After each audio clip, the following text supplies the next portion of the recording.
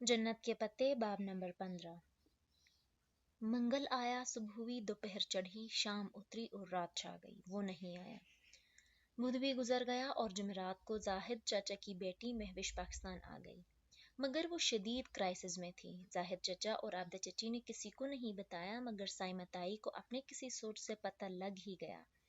महविश का शोहर उससे अगली फ्लाइट में आ रहा था, मगर इमिग्रेशन के किसी चक्कर में फंस गया और ऐन वक्त पे गिरफ्तार कर लिया गया।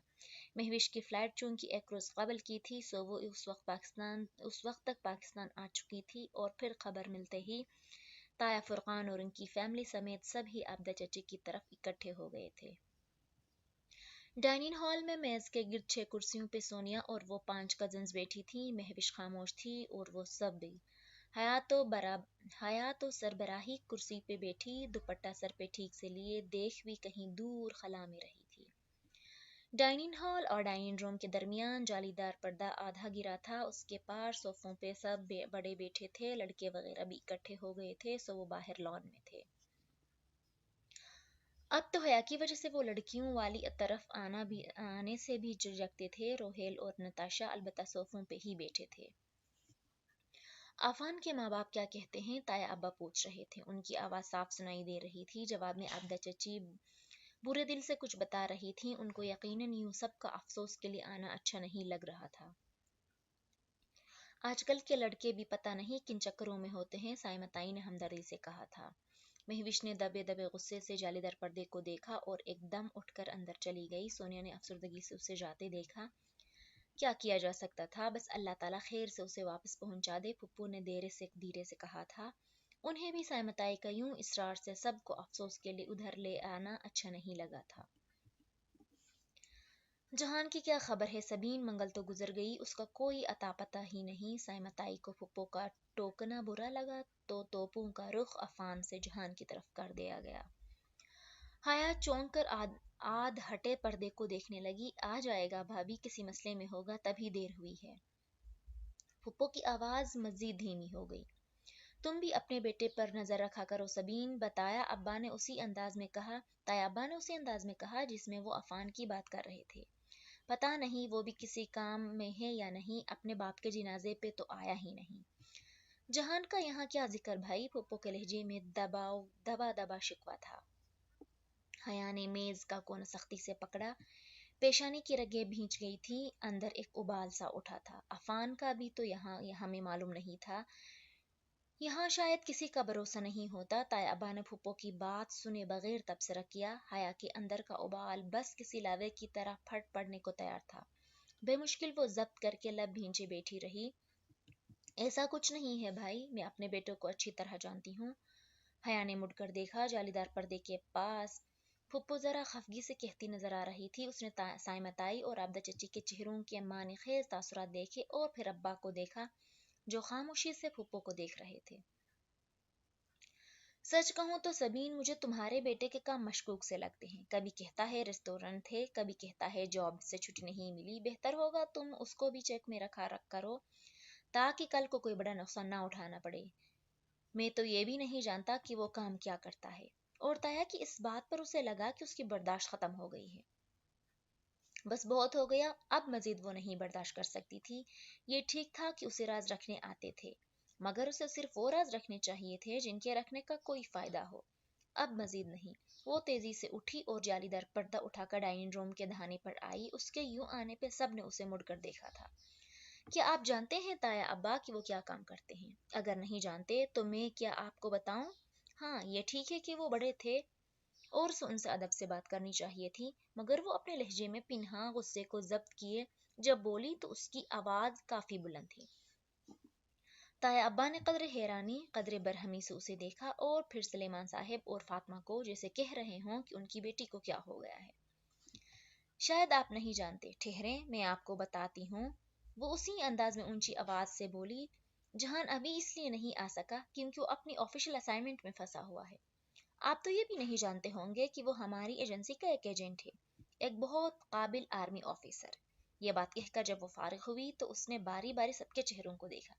ताया अब्बा, साइमताई, जाहिद चचा, आबदा चची, सब हैरान सी नजरों से उसे देख रहे थे, जैसे उन्हें समझ नहीं आया हो کہ اس نے کیا کہا ہے۔ آہستہ آہستہ اس کے الفاظ اس کے ذہنوں میں ٹھہرنے لگے اور ان کے معنی ان کے سامنے عیاں ہونے لگے۔ آرمی آفیسر ایجنٹ طاہر فرقان نے کچھ حیران نگاہوں سے پہلے اسے دیکھا، جو اپنی بات کہہ چکنے کے بعد ذرا پرسکون سی چوکھٹ پہ کھڑی تھی۔ پھر سبین پھپھو کو دیکھا جو خاموشی سے صوفے پہ بیٹھی تھی، مگر ان کی آنکھوں کا سکون اس بات کا غماز تھا کہ انہیں حیا کی اس بات سے خوشی ہوئی ہے۔ ضروری تو نہیں تھا نا کہ سب کچھ جہان آ کے بتاتا، انہیں شاید جہان نے منع کر رکھا تھا، سو انہوں نے اپنے بیٹے کا مان بھی رکھا، لیکن حیا کی اس عمل سے جیسے ان کو ڈھیروں سکون مل گیا تھا۔ وہ ہماری ایجنسی کے لیے کام کرتا ہے، سائمہ تائی شاکڈ بولی۔ کیا وہ آرمی آفیسر ہے؟ کیا واقعی؟ جی تائی، یہ سچ ہے، وہ سینے پہ بازو لپیٹے بہت اعتماد سے کہہ رہی تھی۔ ہر دفعہ انسان کو اپنے لیے جنگ نہیں لڑنی ہوتی، کئی دفعہ دوسروں کے لیے بھی لڑنی پڑتی ہے، اور وہ اس وقت وہی کر رہی تھی۔ اس نے بہت عرصہ پہ یہ بات اپنی تک رکھی، آپ لوگوں کو نہیں بتائی، اس لیے نہیں کہ وہ آپ کو اپنا نہیں سمجھتا تھا۔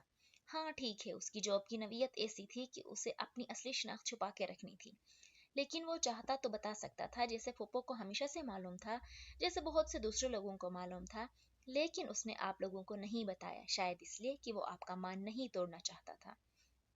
وہ مان جس کے ساتھ بہت سال پہلے آپ لوگوں نے اس نے لوگوں کہتے ہوئے طاہر فرقان کو دیکھا، بہت فخر سے کہا تھا کہ کسی غدار کے بیٹے کو فوج میں کمیشن نہیں مل سکتا۔ حالانکہ ایسا نہیں ہوتا تایا ابا، کتنے ہی غداروں کے بیٹے بھتیجے آج بھی فورس میں کام کرتے ہیں اور بہت دیانتداری اور محب وطنی سے کام کر رہے ہیں۔ اسی لیے جب ان کو جاب مل گئی تو اس نے آپ کو نہیں بتایا، تاکہ آپ کا مان نہ ٹوٹے، تاکہ آپ کے فخر کو ٹھیس نہ پہنچے۔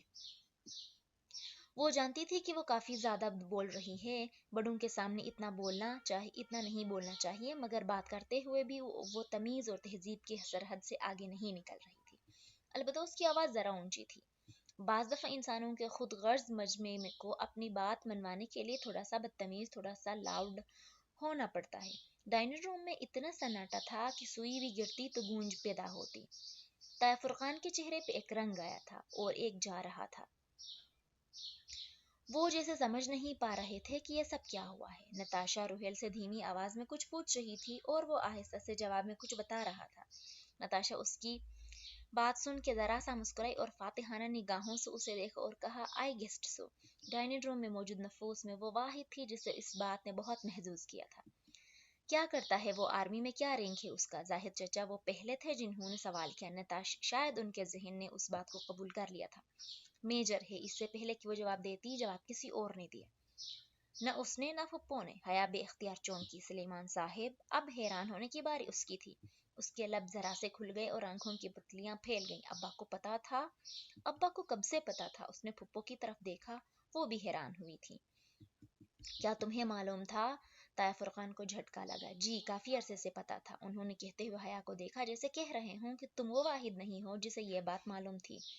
میں اس شہر میں رہتا ہوں اور میرے اپنے بھی سورسز ہیں، مجھے کافی عرصے سے پتا تھا اور مجھے اسی بات کا غصہ تھا کہ کیا تھا اگر وہ ہمیں بتا دیتا۔ ہم اس کے اپنے تھے، دشمن تو نہیں تھے۔ حیا نے بے اختیار روہیل کی طرف دیکھا۔ روہیل نے اسبات میں سر ہلایا۔ تو یہی بات تھی جس لیے ابا اس سے برگزشتہ رہتے تھے۔ وہ لڑکی والا معاملہ نہیں تھا، یہ وہ بات تھی۔ روہیل کو بھی پتا تھا، ابا کو بھی پتا تھا، نتاشا کو بھی شک تھا۔ بس ایک وہی بیوقوف تھی جو 3 مہینے اس کے پازل بکس کی پہیلیاں ڈھونڈتی رہ گئی۔ کاش وہ ان سب سے پہلے پوچھ لیتی۔ حیرت ہے، طاہر فرقان بے مشکل کہہ پائے۔ وہ ابھی تک بے یقین تھے۔ اسے کبھی تو چاہیے تھا کہ ہمیں بتا دے۔ مجھے پتا نہیں، وہ بتانا چاہتا تھا، مگر اس کی جاب کی کچھ مجبوریاں تھیں کہ وہ نہیں بتا سکا۔ آپ تو جانتے ہیں کہ ایسی جاب میں مشکل ہو جاتی ہے۔ بہرحال اس کی طرف سے میں آپ سے معافی مانگ لیتی ہوں، سبین پھپھو نے بہت سکون سے کہا تھا۔ ان کے چہرے سے ظاہر نہیں ہوتا تھا، مگر وہ مطمئن تھیں، بہت مطمئن۔ تمہیں کس نے بتایا؟ فاطمہ ابھی تک حیران تھی۔ کبھی اسے دیکھتی، کبھی سلیمان صاحب کو، جیسے سمجھ نہ پا رہی ہوں کہ انہیں اس بات پہ خوش ہونا چاہیے یا نہیں۔ جہان نے اسے مجھے ہی بتانا چاہیے تھا نا، اس نے شانے اچکاتے ہوئے جواب دیا۔ بس وہ ایک جواب ہر جواب پہ بھاری ہو گیا۔ سائمہ تائی ابدہ چچی کی معنی خیز نگاہوں، طنز و طانے کے نشتروں، ہر شے کو جواب مل گیا تھا۔ وہ واپس پلٹی تو دیکھا ڈائننگ روم میں موجود لڑکیاں اسے انہی ششدر نگاہوں سے دیکھ رہی تھیں۔ ہاں خبر بڑی تھی مگر جلد ہی اسے وہ قبول کر لیں گے، اگر وہ آیا تو پتہ نہیں وہ اس کے ساتھ کس قسم کا سلوک کریں گے، مگر وہ آئے تو صحیح۔ کب آئے گا وہ نہیں جانتی تھی، البتہ وہ یہ جانتی تھی کہ اس جنگ میں جہان اکیلا نہیں ہوگا، وہ ہمیشہ اس کے ساتھ ہوگی۔